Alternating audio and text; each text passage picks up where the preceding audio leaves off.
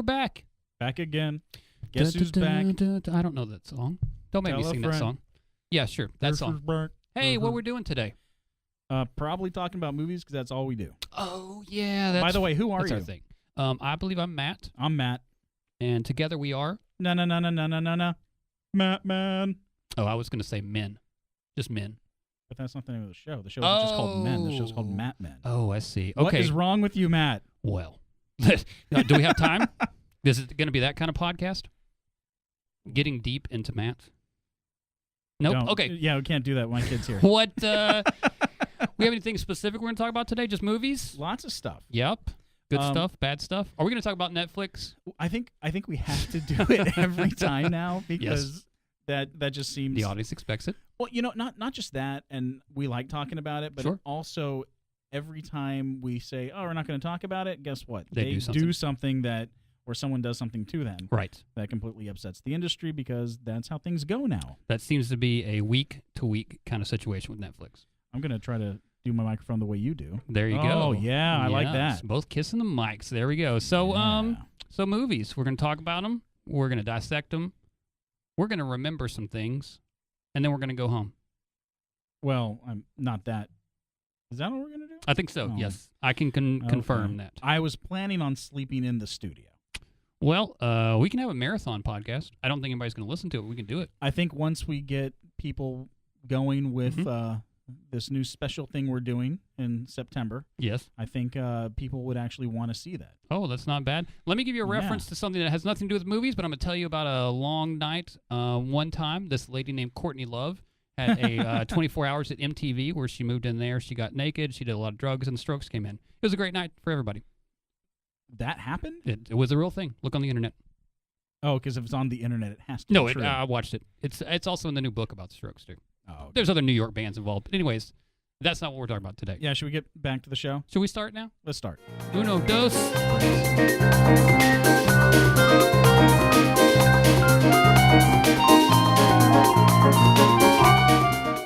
Hey, Matt, got a question for you. I got an answer.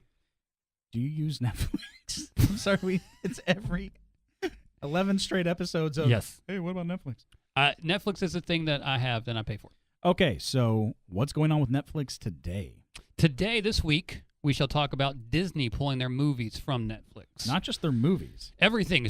Everything. And this is like 2 weeks after saying, hey, guys, we're putting everything we have on Netflix. Yes.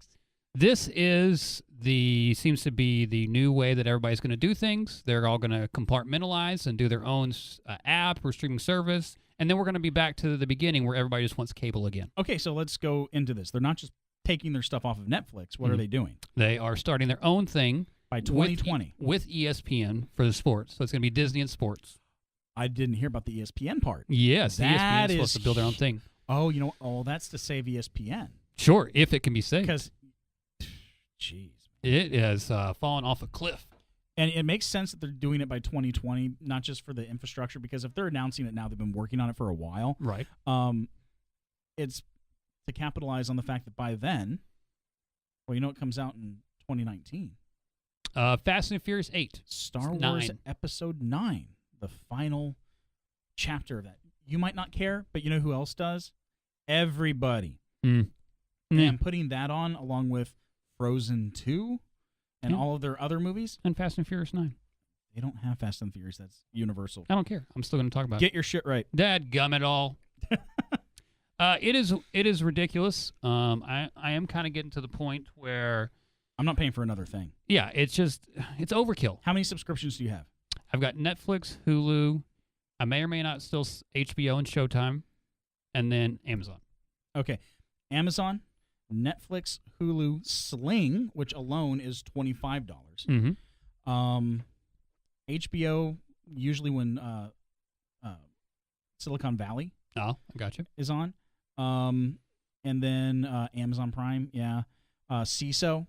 So I think I'm actually paying more than when I had cable. It is getting to that point, yes. Yeah. The one thing you talk about Sling, I do appreciate that I can turn off, turn on whenever I want to. Yeah, but that's also the bad thing because, you're just there surfing again instead of finding the content you specifically want to watch. That is so true, and it's so difficult with the wife at home because she's not a searcher. If it's not, on a TV or on something like that, And I think that a lot of people are like that. Like you're losing people to these things because on Netflix all they advertise is Gabriel Iglesias, so you're not getting everything that you do because people don't search. Now, do you think that people are actually going to buy this? Yeah, I think that families with kids. I mean, that's going to be what you're selling it to. It's not going to be for me, but Disney has a bazillion things in their catalog. Yeah, because don't forget, they now also own Marvel, which is not just the TV movies, but the TV shows and the comics. Yeah. Plus, they have Star Wars, which is 40 years of content. By the time this comes out, 43 years of content. Content has become king, and now that they can swing their own thing, though I think that they're behind on it. I'm like, it has been weird that they've been a little slow. Disney itself, whether it's ESPN or it's just Disney in general, have been slow to adapt to these new things. Well, I think that they might have been testing the waters, because when they announced that everything was going to Netflix, I think they were wanting to see people's reaction, and I think it was overwhelmingly positive. They're like, yay, we get everything there. Right. And they're like, well, as long as you're doing this, because, I mean, don't forget, this is the place where a one-day park ticket's $120. Good gracious. Is this going to hurt Netflix? I think everything's going to hurt everybody at this point, because Netflix is like phasing out everything but their own originals. And it's like, I want to see the new Star Trek TV show, but I'm not going to pay for CBS because I literally don't watch anything else on CBS ever. And people our age already kicked off the shackles of pay for TV. And I think that all it's going to take is one more subscription for $8 a month, where people are like, no, fuck this, I'm done. Going back to streaming. Stealing. Yeah. Stealing streaming. Well, I mean, when you have HBO accidentally releasing their own shows a week in advance, I mean, and not even just on torrenting sites. Like, these things are popping up on YouTube and other places like that. Oh, no, it was on HBO the other day. Like, they did an episode of Game of Thrones. And then all it took was one person to screen cap, and guess what? It's out there, and you can't put the genie back. No, you can't. They've learned that over and over and over again. So this is going to hurt everybody, and honestly, I kind of wish instead of people being this greedy, they would just say, you know what? Kind of like they did with Spider-Man and Sony, where it's like, you guys can't make a competent movie. We need him. Let's work together, and we'll share, because that's going to work out better for everybody. I think they need to do that with streaming services. I know they want to keep all of the stuff at home, but honestly, I don't know if too many people are going to pay for it. But I might be wrong. I think the studios are still stubborn about Netflix coming in and taking over their corner, and so they're still a little spiteful about it, and they're still difficult about it. Yeah, that's definitely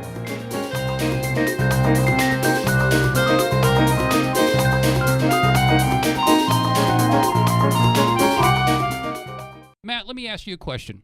That's how I start segments. I want to confuse the people. Oh, I hate you so much. Give me a specific definition of a spec script. Definition? A definition, or a deposition, or a definition, whichever you prefer. Okay.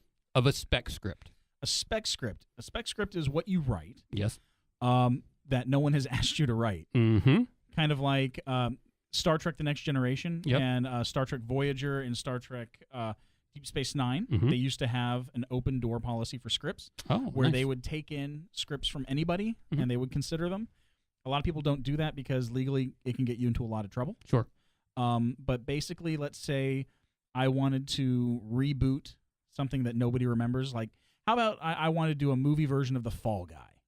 Yes, please. And no one's asked me to write it, but it's like, I got a great idea. I've asked you to write it. Well, I'm writing it right now. Gotcha. So what I do is I write The Fall Guy, figure out who has the rights to it, send it to them, and say, hey, here's my speculation script for The Fall Guy, or whatever you want to do. Now, there was a time in Hollywood where spec scripts were all the rage.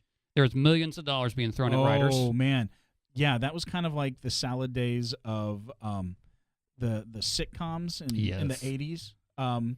Back then, it was an option, where basically they pay you a bunch of money to maybe do something. Right. Basically, for a spec script, or they'll pay you money for a script, and they might not make it. Spielberg was famous, or infamous, when he was at Amblin instead of DreamWorks and doing his own thing, right, where he would buy up tons of scripts and then just sit on them. Memoirs of a Geisha, I think he sat on for 15 years before making it. And he didn't even end up making it. he did not. Nope. No. So there's been a lot of spec scripts over the years that have been paid for like that. Yes. Boatload of money beforehand that never get made. There's some infamous, some not so infamous, just happened. And none of these have our names on them yet. But one day soon we'll get that $1.75 million check, won't we? I don't know if that's really done that much anymore. And That is especially true. with the returns from the box office this summer, I Mhm. don't know if people are going to be throwing away money like that on properties that they don't have a definite return on. Not a chance. Not a chance. I do remember the first spec script that I ever heard about was Shane Black's script for The Last Boy Scout. Yes. I specifically said that 1.75 number because that's how much he was paid for that. However, there was one script that was sold for $1 million. But wait, hold on. Yes, talk to me. But that was after, Mm-hmm. I'm guessing after he did Lethal Weapon. Yes, very true. Right. So I think There's a reason for the right. cash. Air Force One, that was written by two students from USC. Mm-hmm. And that was kind of like the last real big payout for something that was like that. Yeah.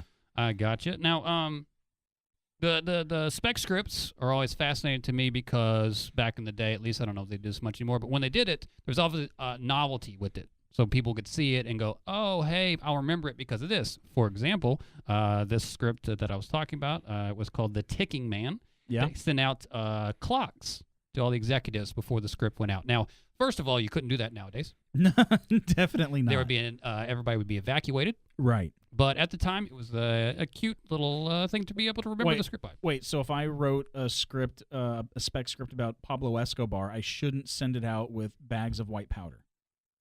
You could. And I'd probably go to jail. Now, nowadays, infamy is as much useful to you as it is being just famous in general. So, I mean, it might work out for you. Thanks, reality TV. 6 months in the clink, and you'll be all good. The Colonel Clink? Oh, we should talk about that sometimes. I never watched this show. Such a classic TV show. Such a classic TV show. I'm sorry, my Richard Dawson is either hosting a game show or, torturing people in The Running Man. Excellent. Hey, that was also a game show. Never mind. Another spec script was called The Cheese Stands Alone. I don't think that I would read that at all. But that's a terrible title. It is. A loveless man who believes he's dying meets a woman that turns his life upside down. Is his name like Cheese or something? That's your tagline. I do not know because I have not read it, but the reason that one sold for $1 million is because Paramount wanted to let everybody know they were buying scripts. Well, Paramount definitely can't do that anymore. Right. Not after this year. The cash has gone. But back in the day, $1 million Baywatch. for that hunk of junk. Seawolf? Seawolf, a classic remake of that. $1 million for that. All I could think of is that someone in the 80s wrote a script for it's like, hey, Airwolf, but with a submarine. Sign me up. Now, Mango. Mango. That one I kind of want to see. It's, a cop is allergic to animals, including his orangutan partner. I don't. What's the marketing on that? Hey, do you like Any Which Way But Loose? Well, imagine if he couldn't be around him because he was sneezing too much. Sign me up. As you can tell, spec scripts aren't always the best, but yet they still get money. Not. Still get money. This nuclear did family Any one. Which Way But Loose even make that much money to necessitate giving it I've $1 million seen it. to Mango? I've seen it at least 8 times. So all those times were for free because my grandfather used to steal movies and put them on videotape. Okay, now normally I would say that you're lying, Yes. but the look in your face just now, you were absolutely There's a honest 100% about that. chance Oh, yeah. that I was. Oh my goodness, a werewolf comic horror thriller. Why was that not made? Probably because a good one was already made called Werewolf in London. American Werewolf in London. I scanned this, so I didn't notice this number earlier. That Bad Dog is what it's called. Was bought for $3 million by DreamWorks. What kind of job? What are we doing with ourselves? I want $3 million to write a werewolf comedy horror thriller script. And since it hasn't been made in 20 years, you know it's really good. Yeah, that is classic cinema right there. So spec scripts, sometimes they make money. Hopefully these writers took that money and were able to make other movies because these are movies that did not get made. Now, I know a lot of people from college who made money doing spec commercials, Mm-hmm. and those make sense. Yes, You know, I agree. because a lot of times a company will get kind of stuck with one advertising company. Right. You know, they have Sure. that one they've worked with forever, and they just get the same old ideas, and someone's like, hey, I can sell your product better. Mm-hmm. That I get.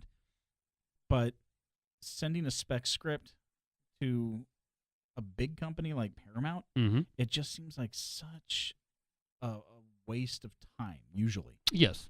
Because there are like 12, 13 things on this list. Exactly. Yeah. But how many thousands are sent in every year? I believe 100,000 a Right. year, something like that. So I'm very excited to sell my new spec script. Good luck to me. Good luck to me. Oh, that's not the title. Oh no, I thought that was the title. I was like, oh, that's a pretty good title. no Scapegoat. That's the title. Scapegoat. Yes. Okay. Look this- for it. 2020. Wait. This is a good exercise. Yes. Come up with a title for a spec script you haven't written, but one that you're like, oh, someone's gonna definitely read this. Chain gang. Gang chain. Chain to gangs. Chain to Gangs. I kind of like. I feel like it's a Roger Corman film. Oh, well, then it's like Lady Chain to Gangs. Okay. Yeah. What do you got? Give me one. Oh, Do it. Oh, 10 seconds. 9. Black Tar. Sold. Yeah, right.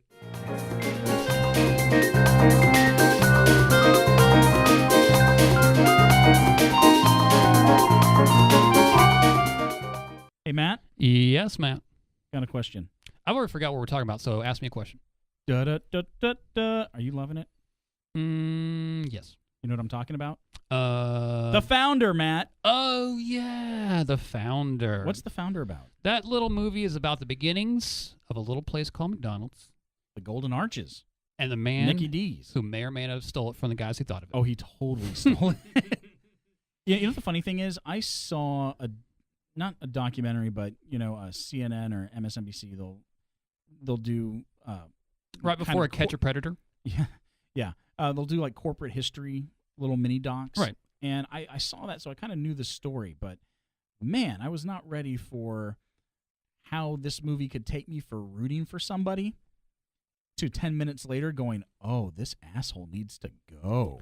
Michael Keaton can do everything, and to He watch really him can. play a schmarmy, just underhanded but nice, smooth operator, know what he's doing the whole time. I mean, that guy in real life and in the movie from day one, he knew. I think that he knew how that was going to play out. And the brothers that started McDonald's, they were just, no idea. I wouldn't call them innocent, but they didn't think long term. They didn't think about those things in that way. No. And he was They were able to trying to manipulate run- them. They were trying to run their tiny little restaurant. Right. They wanted to keep it family, and they wanted to keep it small, and they wanted to keep it local, and all those other things when, as we all know, McDonald's is everywhere now, and it wouldn't be that way without good old Michael Keaton's character. Well, the funniest joke in the whole movie is Among many, because there was Right. many of them. the funniest joke is when one of the brothers says, "This kind of blatant commercialism isn't what McDonald's is about." Right. That's when If we're. only they knew. Well, that's when where it's like, oh, okay, that's cute. Like, It's moments like that where you know that there's no time machine in the future because they would have come back and fixed that right, part. right. So, what makes this movie so good, besides Michael Keaton? Because Michael Keaton is great in everything, Right. and people kind of forget, before he became Batman, Mm-hmm. he was actually a comedic actor. He was So- an excellent communicator. Right. Well, he started out doing stand-up with Robin Williams. They were Mhm. contemporaries of each other.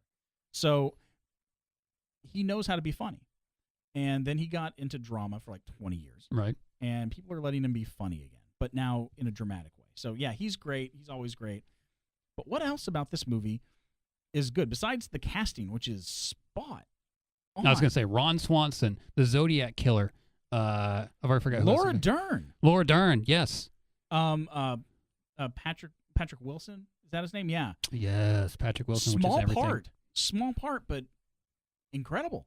Everybody in this, what's his name? BJ Novak. BJ Novak. He's Yes. really good. Yes. And usually I just don't like his face. Yeah, I can see that. But everything about this movie, again, I think the writing in this, and the direction, but the writing especially, where they are able to have you do this, like, this is an underdog story, and, well, he's going to try to be nice to his wife, but really actually he's just doing that so he can start selling this stuff to the people at the country club. Mm-hmm. But we're going to root for him because he doesn't have any money and he's mortgaged his house. And the second he gets any success, my daughter Ava here was watching part of the movie where they're singing at the nightclub. Mm-hmm.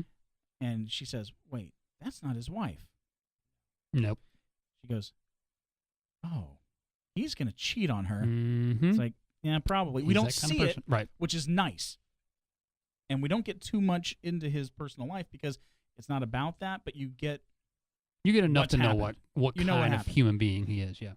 It's kind of like a movie that I actually watched earlier today, No Country for Old Men, Mm-hmm. where people were upset. It's like, we didn't see him get shot. It's like, it's not about that. You don't need to see more people die. You know, you don't have to see that. Yeah, your brain can do that. Right. So the way they act when they're singing, you know what's going to happen. You don't have to have the uncomfortable scene in the bedroom. Oh, her, that actress who played Velma in the Scooby-Doo movies. Yes. She is fantastic. I would marry her. Who wouldn't, right? Not me, because I'm married. I meant move to Utah and marry her. No. All right, one fine. wife's enough. All right. But no, that the writing so quickly, and I was not expecting it because I was like, maybe they're gonna show him to be a nice guy, and he doesn't intentionally screw these guys. But no, he goes from like Rocky style underdog to corporate man that Matt Damon's gonna take to court. He was a wolf. Right, in 2 seconds. Yep. It's so quick. And then the direction, especially in the scene where they're telling the story about how they redid the kitchen. That everything in that, it's beautiful. Mm-hmm. It's beautiful. And then you have, what's his name, Nick Swardson. Yep. Without the mustache, which is weird. That guy, I know, right? Guy needs facial hair. He's got to keep it. He needs the beard or something. But the entire time, you can tell that he is just wanting to scream and punch everything around him, but he keeps it in. Mm-hmm. He keeps it in. And to me, that's indicative of people at the time, too. Right. And it's just, it's very realistic. And it was nice that they didn't go for the cheap kind of stuff that usually happens in these biopics.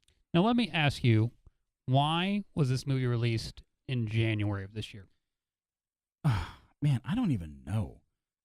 I don't. Was there a limited release earlier, like in? I don't think so. Like late 2016? I don't think so. I think that I watched it the first time that it was out, and that was, I think, the second week in January. I think this is stereotypical how studios don't know how to market their movies anymore. A movie like that. A movie like this. Well, no, just in general. Well, I'm not saying that it's good, but I think that they figured out how to do superheroes. Special effects can kind of sell themselves, but even then, you had World of Warcraft last year, which bombed huge here. Didn't even know that it happened. Transformers 5 bombed huge here. Mm.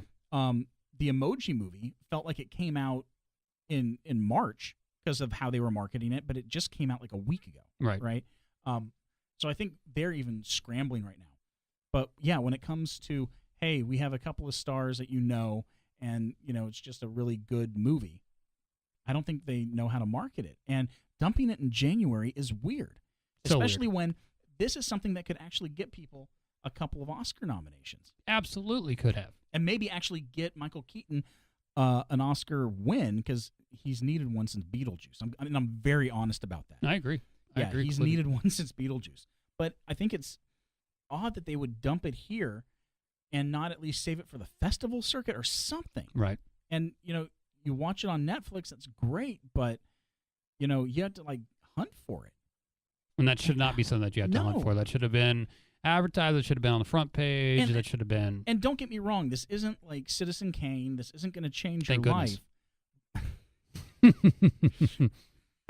This isn't Buffalo 66. Oh, okay. Now I know what you're that's talking going to about. change your life. No, this is just a good movie they don't make a whole lot of these days, where it's about adults, starring adults, made for adults. And is it a drama? Kinda. Is it a comedy? Kinda. Mm-hmm. There's nothing blowing up. There's no sky laser. There's no monster. And honestly, we need more of these little movies, and they're just good. It's kind of like The Fugitive. right?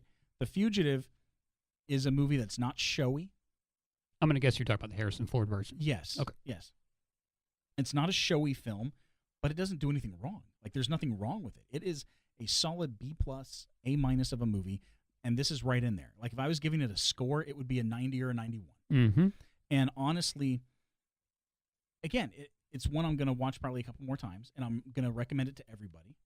Am I going to put it on all the time? No. No, because it's not that kind of movie, but not everything has to be. Right. And, man, I just don't know why they didn't push this a little harder. I really wanted to be a salesman after this movie. I thought that I could sell anything after watching Michael Keaton sell those darn mixers. I got a question. Yes.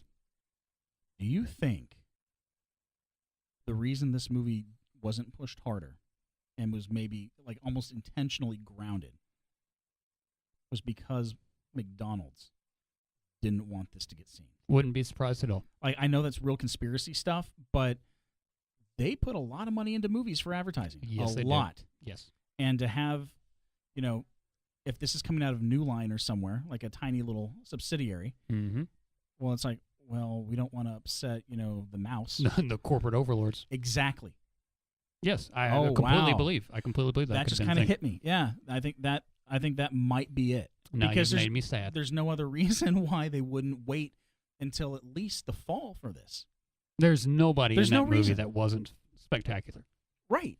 And I think that if they released it in the fall with a little bit bigger of a push, just saying, hey, this is McDonald's, this is the story of McDonald's, could get enough people into the theater. Mm-hmm. It's like, hey, guys, you like Batman? Well, here's Batman and hamburgers. Mm-hmm. Absolutely. And so Batburgers. So people watch it. I mean, like you said, it's on Netflix. Just go watch it right now. Click the play button, and you're going to enjoy it.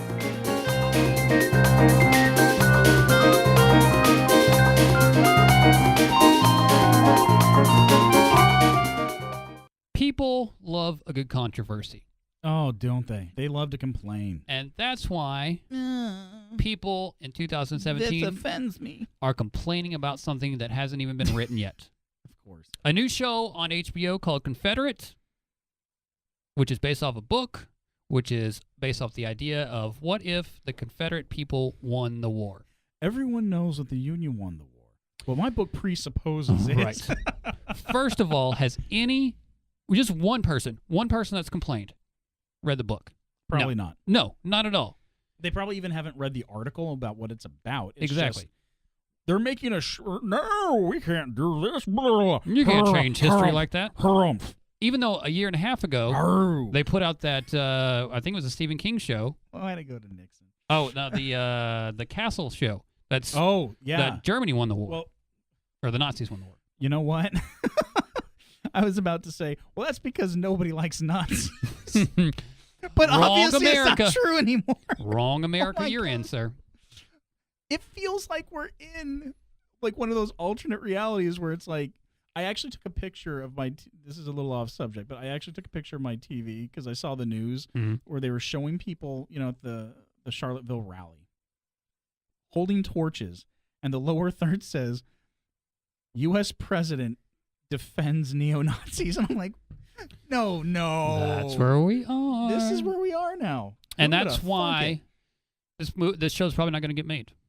Because we are in such a touchy-feely, everybody's feelings are hurt kind of society. And let's make one thing clear. We're not the kind of guys who call people liberals, snowflakes, and cucks or anything like that. Like we're I'm at least two like of those three words. You can figure out which one. I kind of know which ones I want you to be. No, but I think people can kind of probably guess where we lie on the political spectrum. I like to consider myself pretty central about things, but people are getting offended just to be offended because it's more fun to be riled up about something. Sure. And it's like, if you're going to complain about this, why don't you complain about that mockumentary, The Confederate States of America, that's about the exact damn thing. Mm-hmm. And that thing's fantastic. And my favorite thing about it is, have you seen it? I have not. Okay, it's a documentary that looks like something from the History Channel. And it's like, we're documenting the war, the Civil War, and everything that's happened since. Only it presupposes that the South won. So it's basically like watching the History Channel in an alternate dimension. So much so, they actually have commercial breaks. Excellent. And these products are racist as fuck, right? Nice. But here's the catch, because you're watching, you're like, this is terrible. Why would they do something like this? How could these people get away with being this racist? And then at the very end, when the credits first start, they say, hey, you see all these products and the way they're selling them? That's how it used to be, and these are all real products that used to exist. Mm-hmm. And you're like, oh, that's terrible. Mm-hmm. And it makes you think about a lot of things. And that's what good media is supposed to do. Right. It's supposed to entertain, and be interesting and get you to talk about it. If the Game of Thrones people who have made, I'm not going to say it's the best TV show of all time, but definitely the most, they haven't made, I'm going to say, the greatest TV show of all time. But they have made the most ambitious, right? Oh, that's for sure. Right. So why not let them take a stab at this? Because you like their stuff so far. Why not give them a chance? And I guarantee you it's not going to be pro-slavery. They're going to show you how terrible it would be if the South had won. And guess what? There probably was going to be a story about an uprising. Exactly. I haven't read the book. Exactly. It's going to be a Django thing. There's going to be characters that fight back, and they win. And you're going to see some terrible racist stuff. And then once the people doing those things get their comeuppance, it's going to feel so, so good. Exactly. Just like Django. Because my sister and I had this argument where she's like, I don't like Django Unchained because it's too dark of a movie. I'm like, I don't know what you're talking about. This movie is super, super upbeat. You see terrible things happen, but every single person that does that gets murdered in the most fantastic way. Yes. And it's so cathartic. And it's not just those people, it's everything they stand for, right? So I don't think that people have an understanding of the nuance of that, of what you Right. just said. Getting that comeuppance doesn't just have to be, something as stupid as Home Alone. There Right. can be something deeper involved. There can be people that stand for a certain thing. They don't have to be, it's not the people, it's not that person, the character. They stand for a greater idea Right. or a larger idea, and then you chop that idea down. And the funny thing is, the same people that seem to be upset about this are probably the same people who love Shawshank Redemption. And Shawshank Redemption is 2.5 hours of a guy going through the worst kind of torture. And then that last little 10 minutes being like, everything's great. Mm-hmm. Vindication, Right. So, yeah, I don't know why people are getting so upset about this thing that, again, has not come out. Hasn't been written. Right. They just announced, hey, we're going to do something kind of sci-fi and cool, and then taking it down. Right. I don't get it. And unfortunately, we're probably not going to see it. And I don't think it's going to ruin their careers, but they've probably been working on this for a while. They've probably been having that germ in the back of their head for 3 seasons of Game of Thrones now. And honestly, if there's a time in the last 170 years that we've needed it, it's now. Yeah. We are having neo-Nazis march in our streets and people are dying. Why don't we have this show? Because maybe they'll have something important to say, and maybe kind of like the way all good sci-fi does, it gets the message in, and some people might start to understand things being fooled by watching it because they think it's just entertainment. God forbid we have some reason to have a dialogue in this country. Without people just yelling.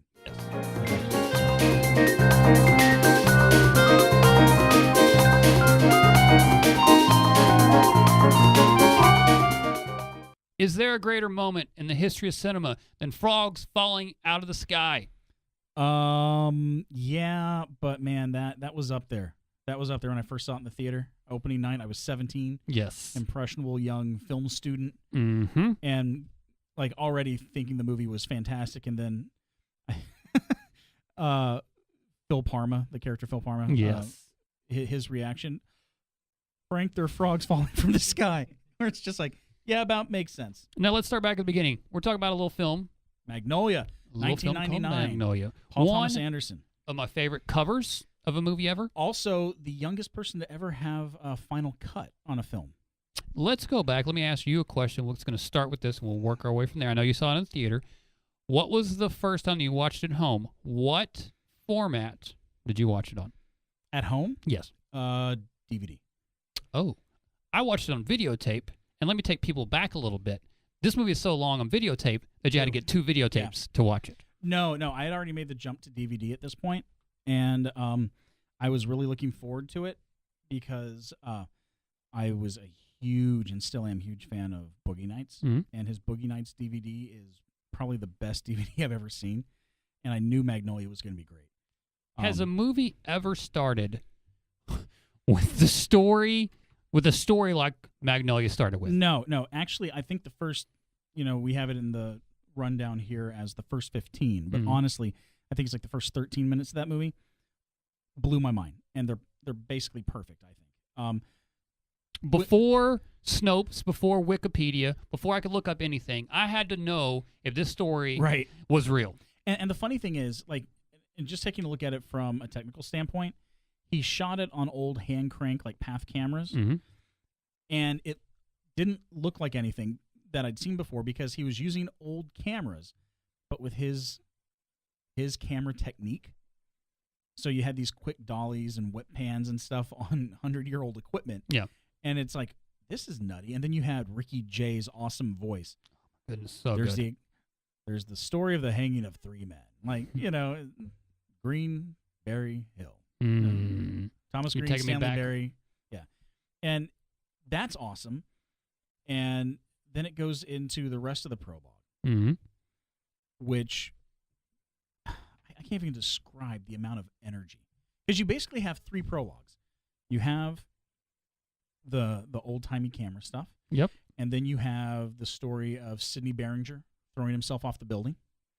Then you have the title card, and then you're introduced to 9 characters. Yes. Immediately. And the funny thing is, like, first of all, when that title card hits and they have all of the maps coming up with the blooming flower and everything to that amazing Amy Mann song, right? Oh, yes. Well, her cover. Yeah. Oh, yeah, someone's having a party next door. Anyway, and then you go into these character introductions, which tells you literally the way the camera moves, how it moves, what it shows you, tells you everything you need to know about these characters without really telling you anything about their backstory too much. It also has one of my favorite cameos in film history. Who's that? Well, when they're showing Quiz Kid Donnie Smith winning as a kid, young Jimmy Gator is played by Thomas Jane. Oh, really? Right. Excellent. I did not remember he's that. in like 2 shots in it, and he's awesome. But take a look at the shot where Linda is on her phone, and she's pacing back and forth, and then she walks to her bathroom, and the camera trucks with her, right? But it's in her closet, and it trucks about 15 feet, and as she walks, the closet's between her and the camera. Right. And the camera rack focuses, even though it's moving so fast it's a blur, to all the clothes. And it tells you immediately, wow, she's a clothes horse. She cares about material stuff. Next shot, she walks up to her husband, who's this decrepit old man dying from cancer. And you're like, oh, she's a gold digger. And my roommate... She ain't mess with no broke. Right. And my roommate from college was actually the one who pointed that out, that one shot trucking through the closet, like, everything you need to know about her. Jimmy Gator, you hear this family man, and it while he's, cheating on his wife with his secretary. Right. And then Dolly's in on the shot of his daughter and him. And then you see the daughter, and this is like while TJ Mackey's talking as well. And then Dolly's in on her at the bar that we see later. So now everything that we're going to see is connected. They obviously don't have a good relationship because she's out looking for strange men in a bar in the middle of the day. I know, right? 3 o'clock in the afternoon. Right? And the camera keeps doing all of these great, swift, fast dollies. And then it goes to Jim, played by John C. Reilly. Right. And maybe his best role. Right. And everything's locked down. Nothing's moving.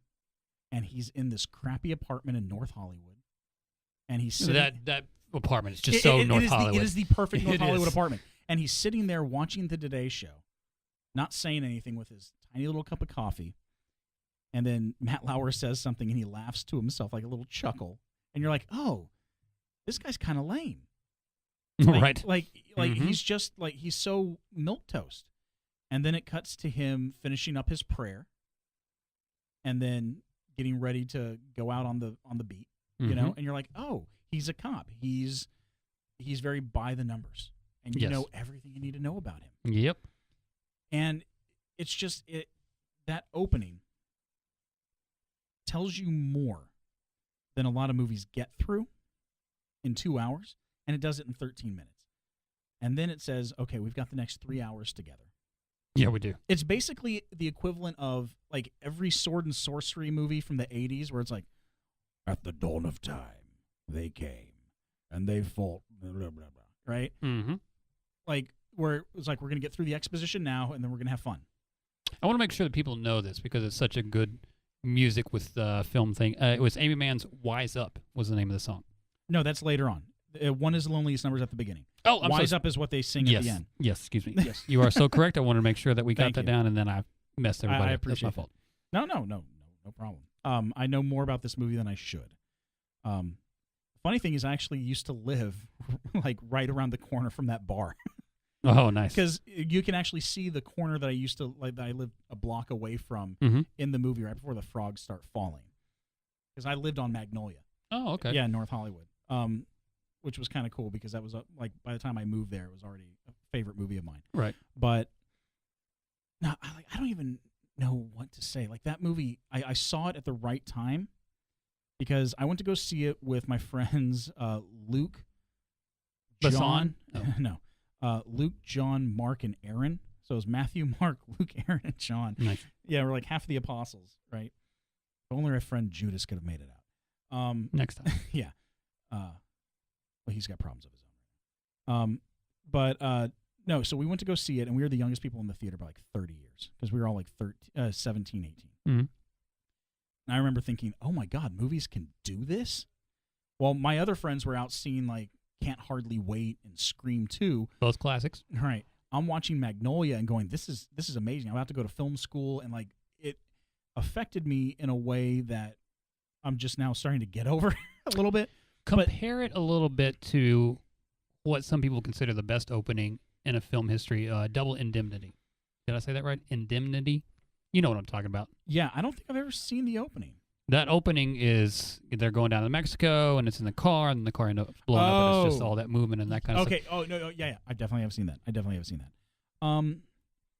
That is, I think, more show-offy. Because I think if you're going to do a more apt comparison to the beginning of Double Indemnity, it'd be the beginning of Boogie Nights, where it starts outside and then goes in. No, fair and enough. You see all the characters. Right. But it's the same kind of thing, where it's like we're going to do a big meet and greet and get it out of the way, and now we kind of have set up everything. We don't have to worry about that. Right. But there's one shot in that opening that has always stuck out to me. When people are like, "Oh, we got to smooth this shot out. We got to do it again." But when the little kid is talking to the cops, he's like, he said that all they wanted to do was kill each other, so that's what they were going to do, right? He's got this he has this 10-second long rant about what Sidney Behringer told him. Mm-hmm. And the whole time, the camera's dollying in really quickly, and it's shaky. It's so shaky because it's got a long lens. They're dollying really quickly, and it's like, that's the feeling we want. And we need more of that. We need things to be a little less precise.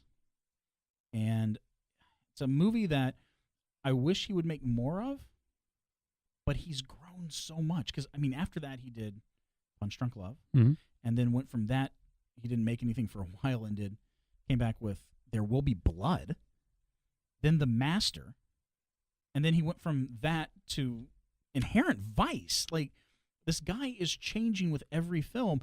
And as much as I'd like to see him make the same thing over and over, I'm glad he hasn't. Yeah. And I'm glad that Magnolia is special. People who don't like it, I get it. But you can't take anything away from that first film.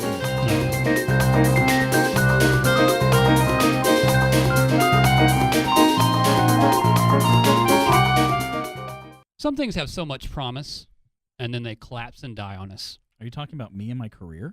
That's secondary. First-dairy. Let's talk a little movie. First-dairy? First-dairy. Let's talk about The Dark Tower. Now, this is based on a 6-book, I believe, 6-book series by that guy that did that movie, It. I was hoping you were going to go with Maximum Overdrive. Oh, I missed out on that one. Stephen King. Who was so high while he was directing Maximum Overdrive, he says he doesn't remember making the movie.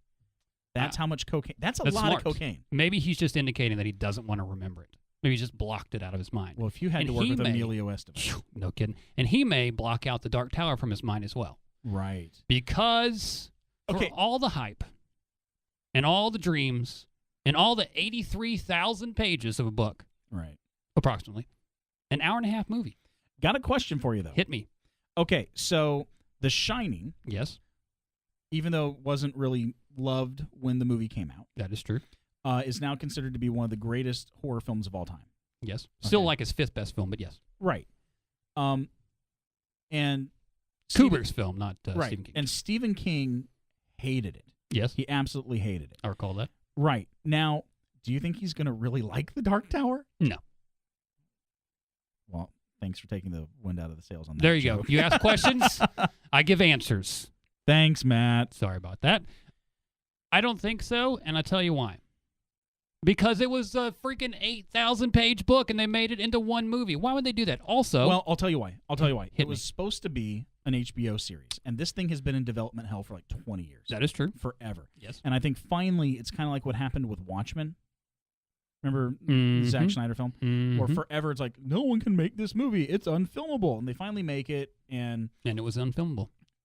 It was all right, yeah.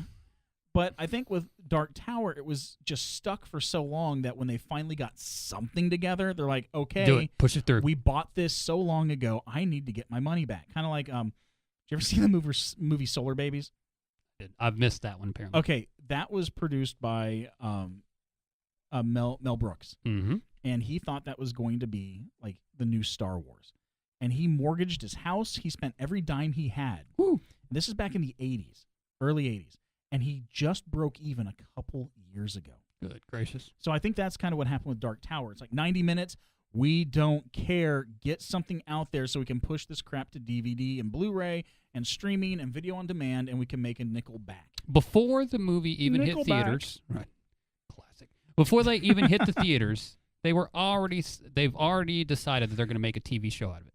So this is going to be a serial show after the movie that's going to have nothing to do with the movie. It's not going to happen now. And it will not happen. I don't know. It won't. They seem pretty serious about it. Right. And like every other trilogy that's been set up that hasn't happened, this won't. This was something that they were kind of hoping to have more of. And you know what? At the end of the day, they really could. I mean, I don't think they're going to lose a lot of money because it was not. They didn't spend a lot of money on it. Maybe $65 million, I think. No way. Yeah. No. Yes, that is true. The cast alone. Okay, you keep talking. Yes, I'm going to go to Box Office Mojo right now because I call shenanigans on everything you just said. Most people should call shenanigans on most things I say, but I think this one is accurate. What you were saying, though, is because of the cast is such heavy hitters. We've got Matthew McConaughey. In his post, like this isn't like 2002 Matthew McConaughey. This is, I just won an Oscar and showed everyone I'm awesome again. And then he went and did this movie and did not do awesomely with it, but doesn't matter. Material. He's at that point in his career where people just like to watch him. Yeah, that's true. And it's kind of like The Rock made a lot of crappy movies in the last couple of years. Shut your face. But nobody remembers them. I remember every one of The Rock's movies. You saw Baywatch? Yes. Baywatch? You know I saw Baywatch. Did you? Of course. Opening weekend, baby. Because I had to be there. Okay. More importantly, though, Idris Elba is in this movie. We'll talk about him in a minute. Hit me. Did I lie to you? Did I? No, I did not. Damn it. No. Yeah. $60 million. Yeah. But right as always. High five over there. Do you know what it's made worldwide? $33. $57 million. It's made 37, almost 38 here in the U.S. So it is not even close to breaking even. They took a bath on that. But at least that bath was only 60 plus, obviously, you got to promote it, which is probably, another 60. So we're looking at 120. Yeah, but still a $60 million loss is huge. I agree with you. I mean, it's not a full 60, but I think that it's going to make some money. And it's like you talked No, about. but I mean, it hasn't even broken even on its production budget. No, fair enough. Right, But I so really by the think time, that like, at the end of the day, I think they're honestly going to walk away with like 60 or 50 if they're lucky. Right. Total loss, because people keep forgetting. They're like, oh, when it goes to Blu-ray, it's like, yeah, you still got to pay for that. You know, That's you still true. have to pay for the making of those. That's true. But then they charge $37 for the Blu-ray. Not anymore, because everything's going to Netflix. No, dude. I was in Except Walmart the other day. Yes, I go to Walmart, people. I do So do slums sometimes. But they had DVDs, new DVDs, across the board. They're $25 a piece. What sense does that make? Another topic for another time. Yeah. So, so you did not see The Dark Tower. No, because I have sense. Give me a question that you'd like to know about that I can answer. Go. Okay. What can you do in 90 minutes when you're trying to tell the story of the devil stealing children to break down a tower that holds together a multiverse? Okay. You leave out most of that information. There is the tower. You know that Idris Elba is a guy that has a history, but you have no idea what that history is. And you know that he's going forward, trying to take out Matthew McConaughey's character. And you know that Matthew McConaughey's character has a lot of power, but it doesn't work on Idris Elba. Not really explained too much in the movie, of course. So is this just a mess? It was. You don't have time to explain anything in that. They just want to blow a couple things up, make it look pretty, and move on. And Matthew McConaughey in a long black outfit, it was crazy. Who directed this? I cannot answer that question. Because for a while it was Ron Howard was going to be doing it. He executive produced it, I believe. At least produced it. Look at the Wikipedia page. I wonder if he saw the script and he was like, you know what? I'll just produce this thing. I'm going to go do something else, like the new Star Wars movie. That's another story for another time. Yeah, why do you bring in a heavy hitter to do pickups on a movie? Because the movie apparently was shot so terribly that Ron Howard had to come in and basically redo it. Basically, it's, hey, we have these 5 sequences we can't afford to reshoot because they're already being, put together in post. We need you to come work in. around it. Yep, basically what they're doing with Justice League. Right. And it's going to be something. I didn't have high hopes for The Dark Tower. A couple of reasons. One, I never read the book. Yeah. Number two, the trailer they never put out a good trailer for this. I will say this. Ava and I, my daughter right here, we saw a trailer for this in the theater where it actually looked kind of cool, like where he's fast loading the gun and everything. Mm-hmm. But then again, I'm getting tired of movies that show me this awesome, really cool fantasy world, and then they're like, but we're going to be in New York for most of the time. Right. Because I don't care about that. Yeah. That's, I think, one of the reasons why Guardians of the Galaxy does so well. It's because, hey, here's this fantastical world, and we're not going to Earth. Yeah, we're going to be out here the whole time. A fantasy movie in fantasy world, right. Which is what it should be. Exactly. Do you know the Muffin Man? The Muffin Man, or the Muffin Man? The ending of the movie. Guess what happens at the end of the movie? There's a sky laser, and they kill the bad guy, and the tower falls or something. I don't know. I don't care. Couple things. One, I kind of forgot the ending. Spoilers, by the way. Number two, the tower is supposed to stay up. It's not supposed to come down. So it stays up. I don't care. Maybe or maybe not Matthew McConaughey dies in the most ridiculous way possible. And okay, you know what? We've got time. I'm going to get on my soapbox real quick. If you have a guy that's all-powerful, that's the devil, as we want to call him, and the way you kill him is throw 2 rocks at him, and he can't handle 2 rocks coming at him at the same time, come on now. Wait, are you kidding me? Come on now. They throw 2 rocks at him. That's basically what happens. Idris Elba's there fighting. They're going, do, and then he throws a rock at him, and he's like, ooh, I'm going to do it a second time, and then distracts him, and then he shoots him. Wow. Yeah. Wow. Like, okay. I love this. Do you remember that movie Apollo 18? Like, nobody saw it. It was a found footage movie about... yes. Right. The best review I ever read for that movie starts out with, the aliens are rock spiders. I spoiled the end. Don't go see it. It's that bad. I kind of wish they had done that with this, where it's like, hey, they killed the devil with 2 rocks. Yeah. Now, because that's stupid. It was. People can't see me, but like, honestly, my mouth was agape. It was ridiculous. I can't believe what I all that heard. being said, it's 90 minutes, 95 minutes or whatever. There are better ways of spending 90 minutes. I've seen every Idris Elba film now. I've cleaned my and it's not the worst one. I've cleaned my fingernails for 90 minutes and had it be more interesting than what you've just told me about this movie. I think we're going to end on that.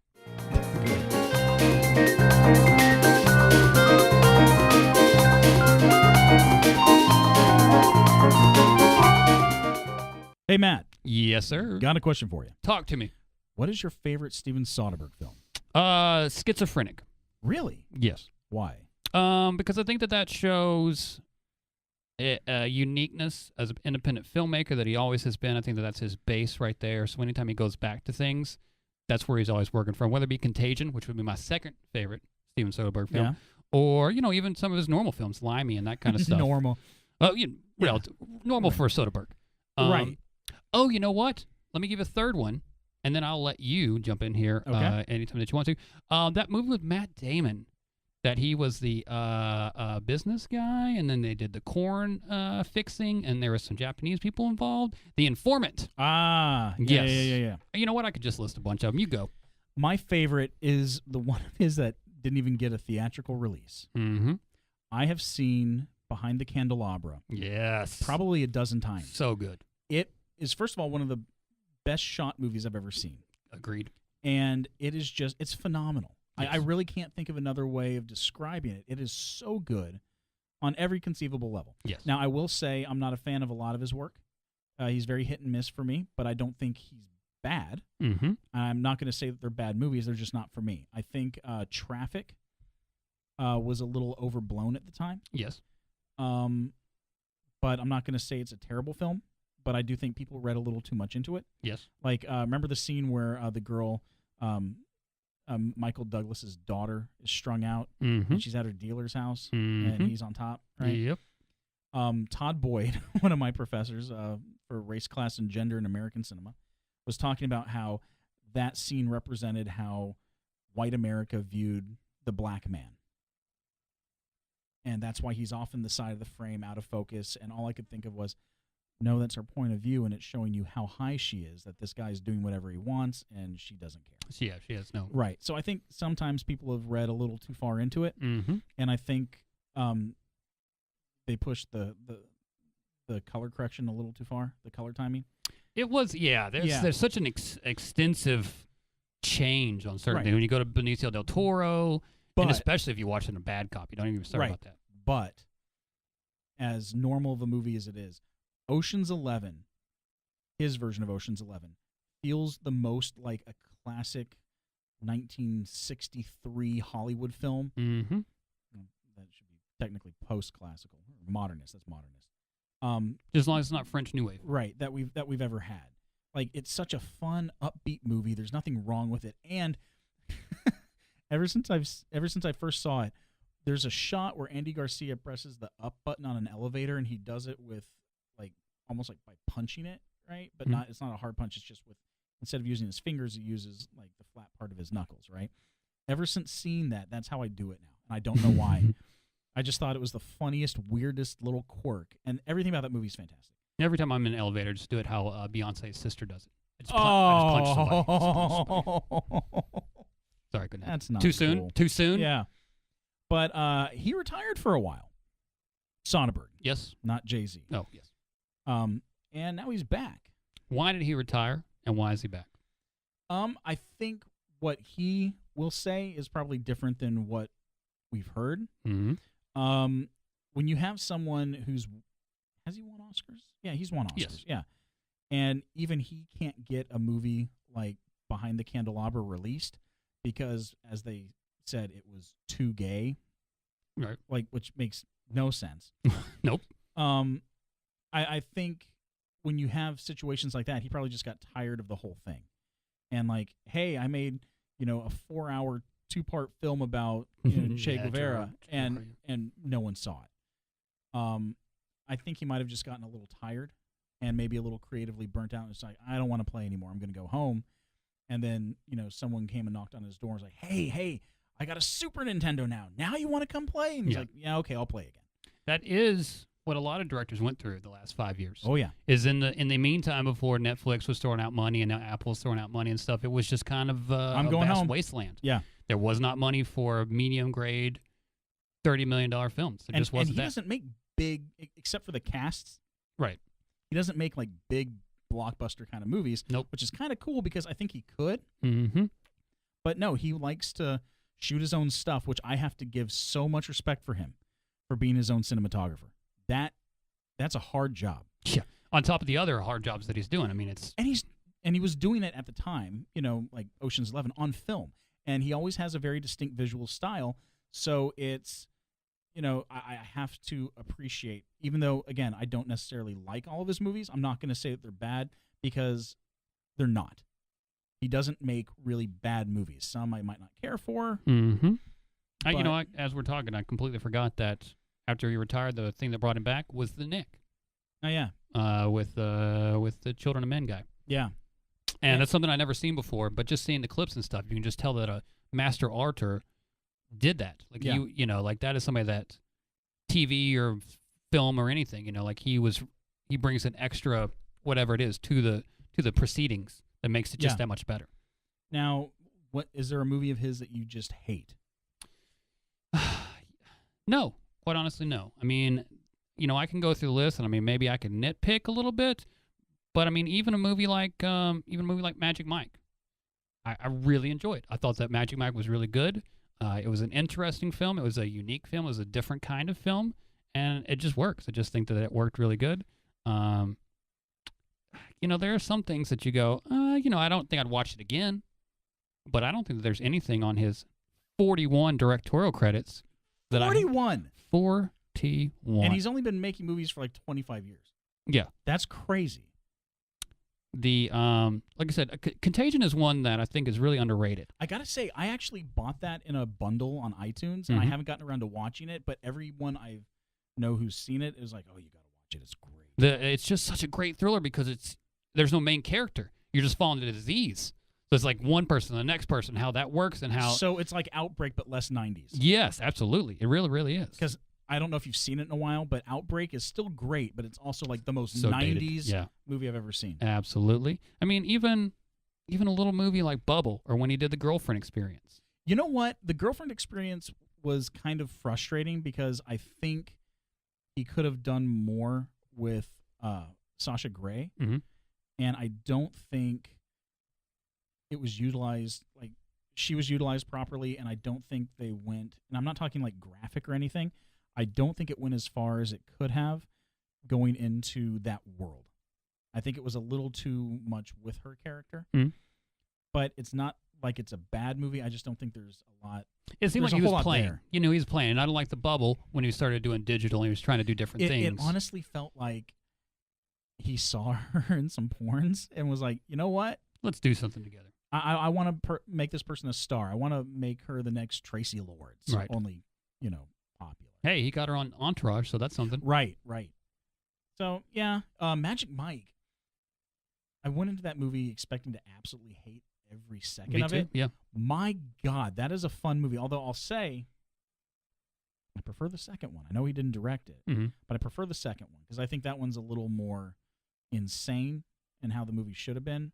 But there again, it was surprisingly good, and didn't go where I thought it was gonna go. Not at all. Yeah, not at all. I mean, it definitely felt. I even felt like a little Harmony Korine in there. Yes. Actually, that paired with Spring Breakers would be a good back-to-back. Yes, absolutely. Yeah. Double feature that all day. Every day. I want to do that while drinking like mojitos. I just want a mojito. Oh, mojito sounds really good. Ava, go make us some mojitos. Just kidding. You know what? 8. Now that we've made it to the end of this segment, I would like to redefine my favorite Soderbergh film, and I am going to go with The Informant, and I'll tell you why. The music in that film changed my perception of how music in films can change a film. Really? To be able to read that script, which is one thing, and I love the script. It's still on my phone right now. I really adore that script. But to see the tone of that change completely just because of the music was so mind-blowing to me. It was just so fascinating to me that could have been a wildly different movie if you don't have that fun music underneath it. But it worked for that character because that character was kind of a crazy person in real life. Matt Damon played that character perfectly, and I think that all together, that's my one. I got a feeling that by the time I see Logan Lucky, or Logan Lucky, yep. that might end up being my favorite, just from how crazy and off the wall it looks. Mm-hmm. And it's a heist movie without the coolness of Ocean's 11. Right. So I think that might, but we'll see. I think that one might top it for me. A little bit of feel of Palookaville. Yeah. Not everybody's cool. Not everybody's successful, but they get it done. Right.